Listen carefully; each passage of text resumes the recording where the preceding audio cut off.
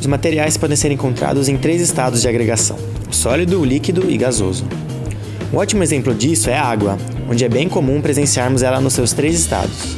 Vamos ver qual a diferença entre esses 3 estados? No estado sólido, as partículas que compõem o material apresentam pouco movimento, praticamente apenas movimento vibracional, e a força de atração entre elas é muito grande. Por isso, ficam muito próximas uma das outras. Pensando nos aspectos visuais, o material apresenta forma e volume constantes. As partículas de um material no estado líquido estão menos agregadas do que no estado sólido e possuem mais movimento.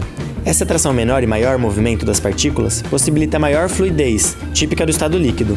Por essa razão, a forma da substância é variável, sendo igual ao do recipiente que a contém e seu volume é constante. Já no estado gasoso, as partículas da substância estão com maior movimentação do que no estado líquido. Elas ficam muito distantes umas das outras, possuem pouca atração e movem-se com muita velocidade e até mesmo colidindo entre si. Os gases não possuem forma nem volume fixo, ou seja, vão ocupar a forma e o volume do recipiente que as contém. Além disso, os materiais podem se converter de um estado de agregação para outro em função da absorção ou liberação de energia.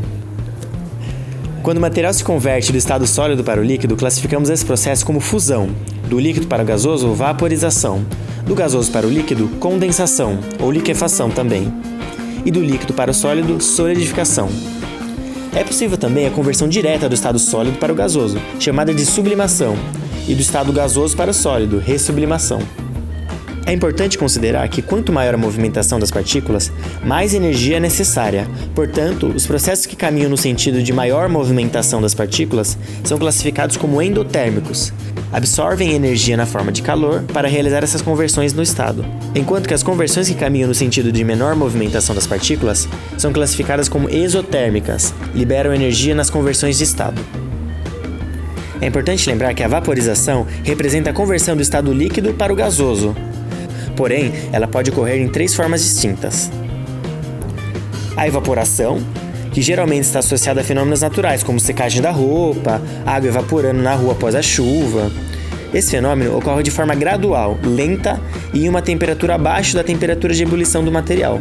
Já a ebulição ocorre em uma temperatura determinada para cada material, conhecida como temperatura de ebulição. A formação de bolha sendo bastante perceptível a olho nu, pois ela ocorre com agitação em toda a extensão do material.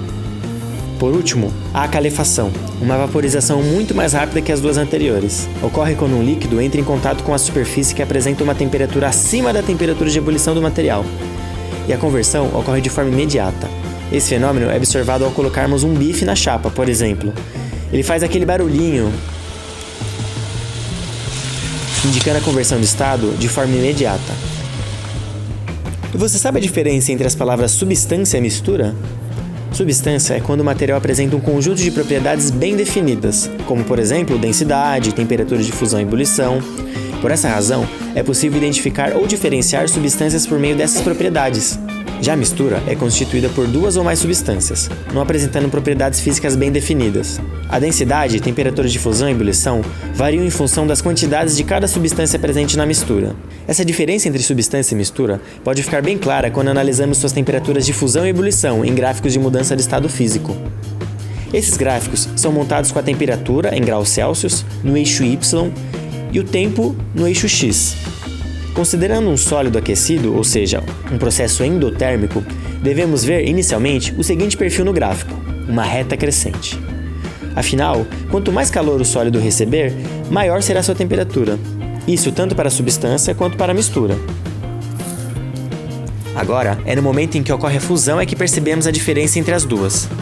Na temperatura em que ocorre a fusão da substância, temperatura de fusão, vemos que a temperatura fica constante e no gráfico deve ser observado um patamar. Já na mistura, o ponto de ebulição, na verdade, é uma faixa de temperatura, com a fusão começando em uma temperatura e terminando em outra. Nesse caso, ao invés de patamar, veremos uma nova reta inclinada. Após a passagem para o estado líquido, o material tem sua temperatura aumentada gradualmente, até chegar ao ponto em que ocorre a passagem para o estado gasoso, a temperatura de ebulição.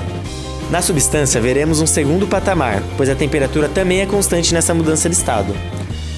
E na mistura, novamente haverá uma faixa de temperatura, com a ebulição começando em uma temperatura e terminando em outra. Então, olhando para os gráficos, fica bem claro que é só no caso da substância que haverá 2 patamares, sendo um a temperatura de fusão e o outro a de ebulição. O gráfico das substâncias sempre apresentarão patamares constantes na temperatura de fusão e ebulição. Porém, as misturas nem sempre apresentarão faixas de temperatura. Existem duas exceções, as misturas eutéticas e as eutrópicas. A mistura eutética apresenta apenas um patamar, observado na temperatura de fusão, enquanto que na ebulição apresenta uma faixa de temperatura.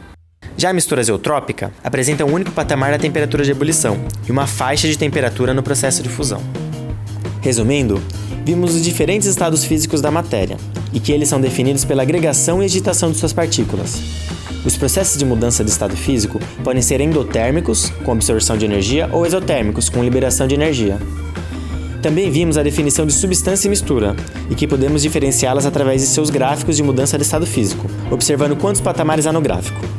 Até logo, e fiquem com 3 exercícios para praticarem o que aprenderam nesse vídeo.